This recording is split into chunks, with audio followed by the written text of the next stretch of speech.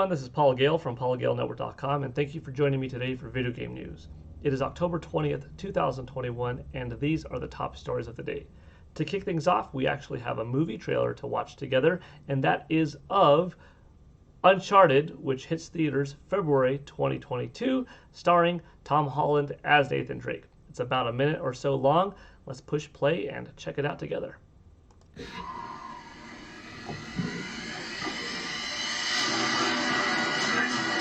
Okay, we got some Uncharted 3 business going on. Falling out of the plane.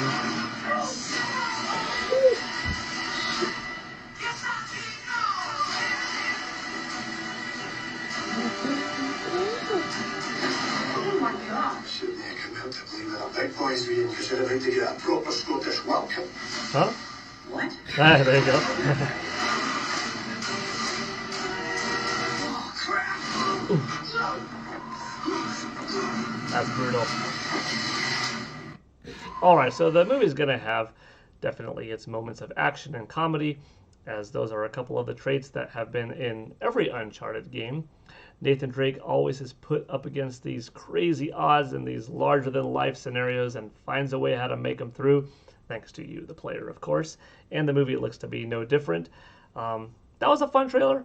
The movie comes out February 18th, and yeah, we'll definitely have to see more to see is the movie going to be for you or not. But I want to hear your comments. What did you think of the trailer itself? What do you think of the franchise? What do you think of the casting of Tom as Nathan Drake? Some of these things we discussed in the channel before, but if you're new watching this, consider liking, subscribing, commenting. I like to engage with the community. And yeah, hopefully we get a good discussion of what you thought of the film. All right, let's move on into more traditional video game news, beginning with Bloodrayne Revamped and Bloodrayne 2 Revamped. They will be launching on November 18th for the Nintendo Switch, PlayStation 4, and Xbox One. You know, this game was a pretty fun action-adventure game, and its sequel, Bloodrayne 2, back on Nintendo GameCube, PlayStation 2, and Xbox. The original game hit those consoles in October of 2002, so just about in time for the 20th anniversary. 19 years and a month later, the game's coming out. Pretty cool. It spawned multiple comic books and films and whatnot. Some features about the game, depending on the console you play it on. It will support 4K resolution, upscaled cinematic videos, improvements to lighting at the engine level, plus fully reprocessed lighting data. The engine improvements will be used to support uncompressed original textures, improvements to effects such as reflections, water, fog, and shadows. Localizations will have voiceovers for English, French, Italian, Japanese, Russian, and Spanish. That's in Bloodrayne 1. Bloodrayne 2 will have English and Russian, and then localized text, once again, for English, French, German, Italian, Russian, and Spanish. Pretty cool. Bloodrayne was fun. Bloodrayne 2 was pretty cool. Haven't seen this franchise exist in a while. Hopefully it's well received. Hopefully we get some in-game footage and some cinematics, a little bit of a deeper look soon. But for now, let me know. What do you think of this? Were you a fan of the original? Were you not born yet necessarily? Or maybe you existed in this planet before the game came out, but you don't have any memory of it or never played it. And, I guess if that's your case, maybe you don't know if you should look forward to this. So I will update you accordingly when we do eventually get some actual gameplay footage, some pictures, etc., and see if this is for you or not. All right, moving on. We've got some CD Projekt Red talk to talk about, and that is an update from the company regarding the next-gen versions of Cyberpunk 2077 and The Witcher 3 Wild Hunt. Both next-gen versions for the PlayStation 5 and Xbox Series were delayed. Cyberpunk 2077 on next-gen consoles, including Xbox Series S, X, and PlayStation 5, will be coming out in the first quarter of 2022. So that's still several months away, but hey, take your time. The game was received with a lot of disparity and people liking them versus hating them based off of the version that they played. If you had a high-end PC or a next-gen console, which now is a current-gen console, you probably liked it.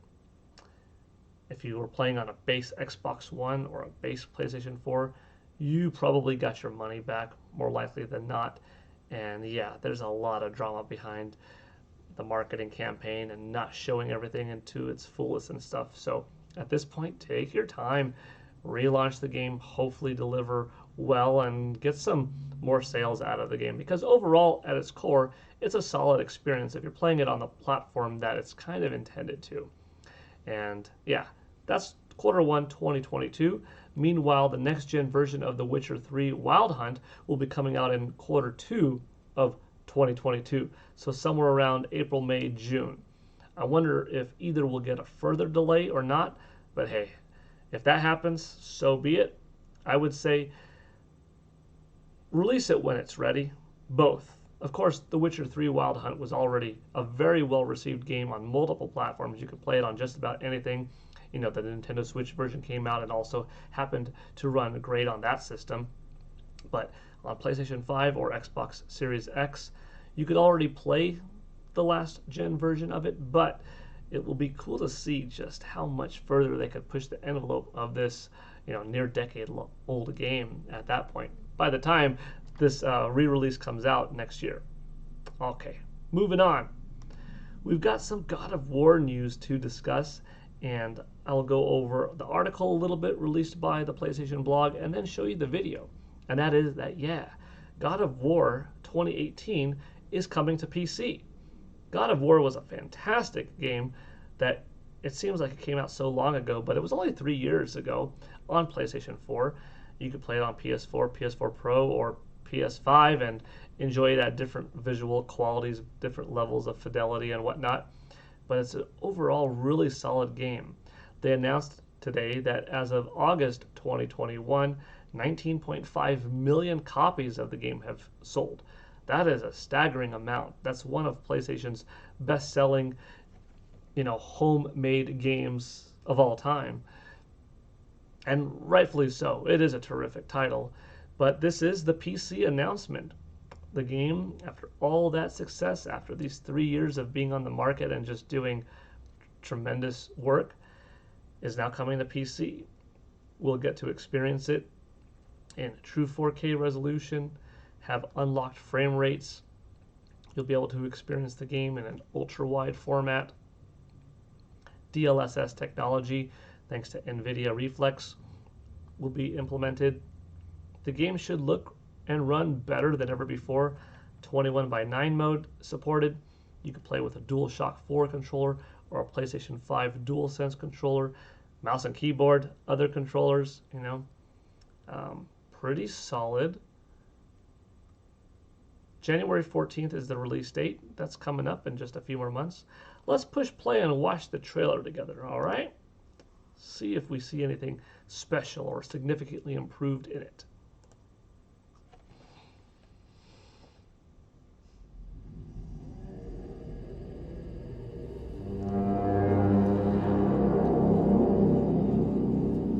On the day you were born, I made 2 knives. One for myself, and when you were ready, one for you.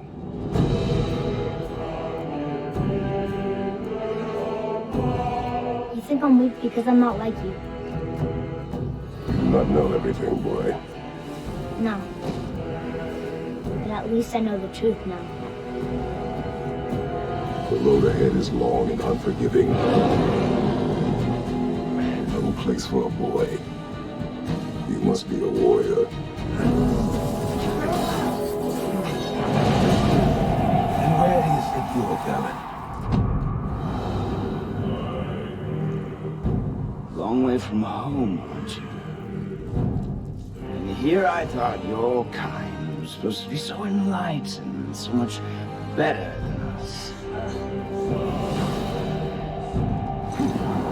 I know you're a god. Not of this realm, but there's no mistaking it. He doesn't know, does he? About your true nature? Or his own?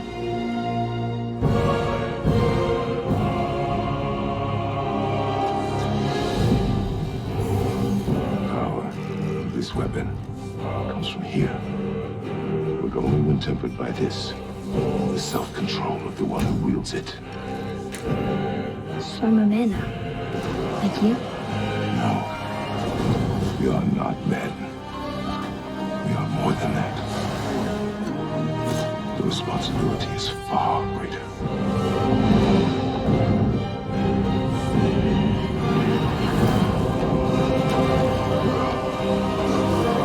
And you must be better than me. Understand? Behind me. Say it. You will be better.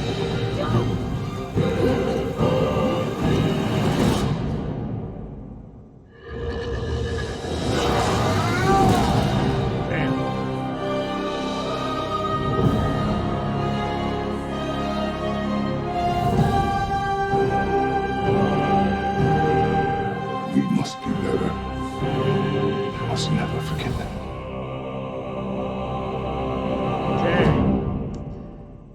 Not like I forgot, but what a way to be reminded of God of War's incredible success and just how beautiful of a game it was. I was really taken by that trailer because even though I played the game originally on my PlayStation 4 and then more recently through it on PlayStation 5, also the difference for me personally was on PS4 I was playing on a 60-inch 1080p LCD LED TV, and then I went and when I played it on PlayStation 5, better system, better horsepower, new patches, all that stuff, but also instead of a 60-inch TV, a 65-inch. Instead of a Vizio LCD LED, I got the LG CX10 OLED, you know, playing with higher frame rate, higher resolution, higher fidelity all around, bigger screen, better clarity,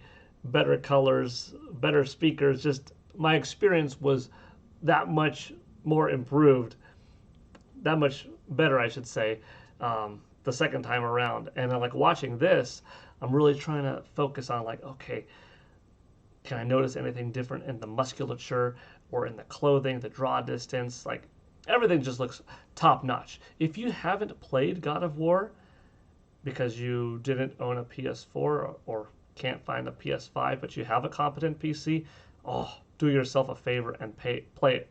There's a reason why, you know, nearly 20 million people have purchased the game. It really is fantastic.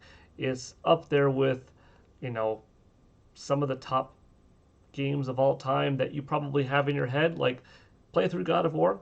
It probably will enter that list. Like it's a top 10er for sure, in my opinion. Good quality stuff. Yeah. It'll be interesting to see just how well it sells.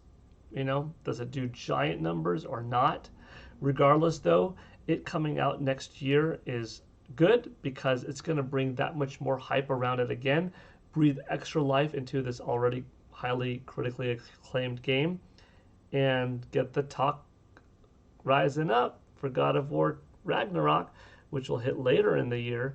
And that's a good thing. So positive word of mouth, more hype around the IP in general. It's going to just bode well, and we're going to have a tremendous Ragnarok debut. All right, that's going to do it for Video Game News with PGN. Like I said, if you're new to the channel, consider liking, subscribing, commenting. I appreciate it. I love interacting with the community and replying back to every comment.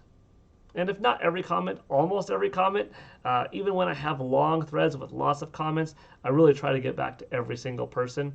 This is something that I used to do for years when I was working for Gamers.com, OneUp.com, Bitmob.com, and my own site, PaulGaleNetwork.com, where if I make a thread, I make an attempt to answer every single question. During my E3 Q&As, I would answer hundreds of questions, if not thousands, a couple of occasions, all throughout summer, well past E3 ended, just going individually one by one, answering people's questions.